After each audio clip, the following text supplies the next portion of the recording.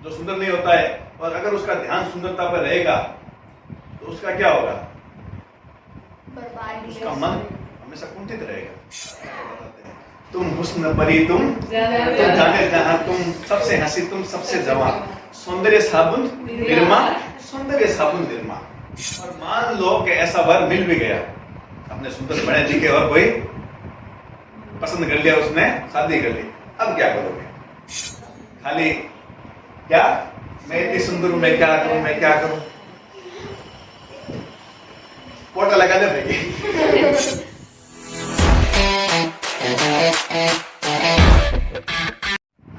सुंदरता का फायदा तो एक ही है। कितना फायदा है?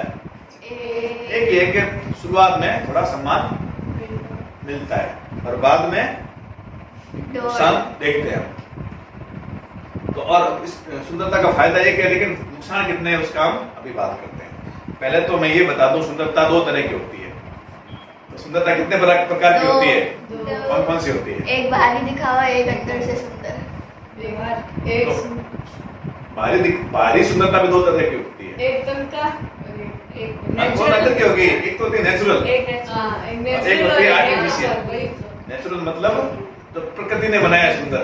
आर्टिफिशियल मतलब सुंदर नहीं हो, लेकिन उसका मेकअप सेटअप करके उसको बूढ़ा उसके जवान बनाते। तो मेकअप सेटअप करते हैं, एक्स्ट्रा मेकअप करते हैं, उनकी बात तो बाद में करेंगे। अभी उनकी बात करते हैं जो नेचुरली सुंदर है, उनका क्या नुकसान है? सुंदरता का फायदा, सुंदरता का नुकसान भी बहुत है था। अब जो इंसान नेचुरली सुंदर होता है वो क्या करता है? मेहनत कम करता है। क्यों करता है? क्योंकि उसका सम्मान बिना मेहनत करे ही हो रहा है, इसलिए वो मेहनत कम करेगा, प्रोग्रेस कम करेगा। सारे नहीं, कुछ लोग होते हैं जो सुंदर होते हैं तो उसका फायदा उठाते हैं। उस सुंदरता को क्या करते हैं? कैश करते हैं।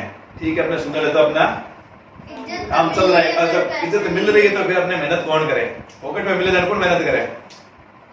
तो इंसान मेहनत के काम कम करता है, अपने व्यवहार पर ध्यान नहीं देता। तो ऐसे मान सम्मान हो रहा है तो कुछ लड़कियां होती है बहुत सुंदर होते हैं, तो लड़के क्या होते हैं? उनसे शादी कर लेते हैं, सुंदरता देख कर ही कर लेते हैं, व्यवहार तो बाद में दिखता है।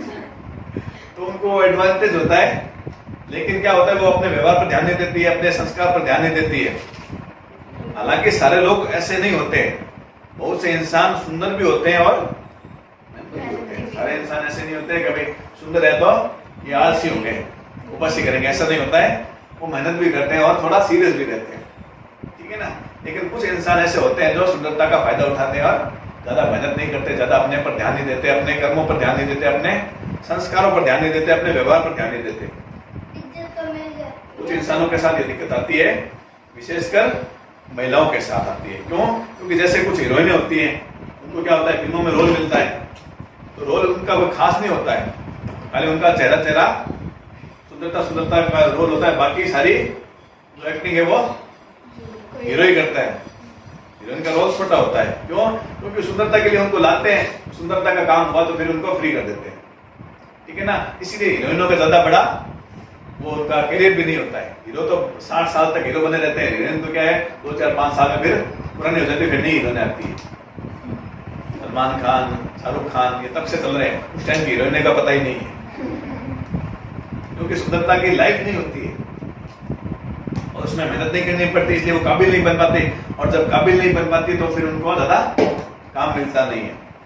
उनको कम एक्टिंग आती है फिर भी काम मिल जाता है, और कम एक्टिंग आती है काम मिल जाता है तो फिर एक्टिंग सीखे कौन?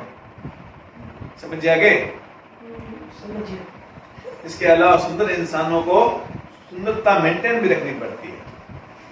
अब जो सुंदर नहीं है उनको तो सुंदरता के लिए मेकअप करना पड़ता है, और जो पहले से सुंदर है उनको धूप से भी बचना है, धूल से भी बचना है, तो भी उनको भी क्रीम लगानी पड़ती है। बाल खराब नहीं हो जाए तो उनका लोशन लगाना ही पड़ता है। सुंदर लोगों को भी अपना मेंटेनेंस रखना ही पड़ता है, उसमें भी उनका टाइम भी खर्च होता है, एनर्जी खर्च होती है और पैसा भी खर्च होता है। और जब इतना टाइम लगा दिया, पैसा लगा दिया, एनर्जी लगा दी, तो फिर अपना विकास कब करेंगे?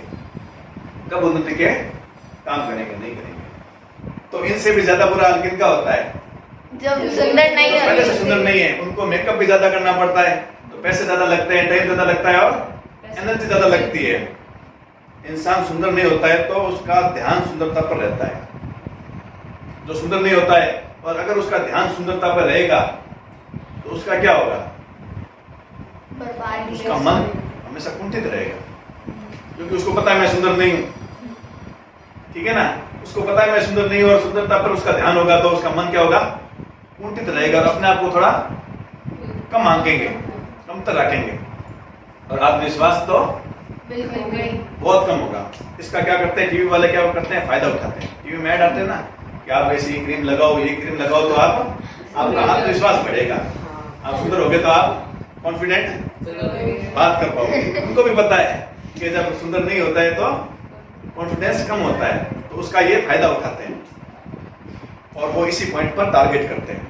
और इसके अलावा वो सुंदरता को बहुत बड़ा चढ़ा के बताते हैं। क्या बताते हैं? बड़ा चढ़ा के बताते हैं। तुम हुस्न परी, तुम जाने जहां, तुम सबसे हंसी, तुम सबसे जवान, सौंदर्य साबुन निरमा, सौंदर्य साबुन निरमा। अब लगाते रहो ये साबुन, ये क्रीम, ये पाउडर, ये लोशन और अटरम चटरम पटरम स्वाहा। तीनों स्वाहा। और फिर मुझे ये बताओ, इतना सुंदर बनकर करेंगे क्या? अगर मिस इंडिया बनना है तो कितने बन सकते हैं? एक। मिस वर्ल्ड बनना है तो कितने बन सकते हैं? एक। कोई हीरो हीरोइन बनना है, कोई टीवी में प्रोग्राम करना है, एक्टिंग करनी है तो कितने? 5-10 हजार। बाकी लोग क्या करेंगे सुंदर बनकर?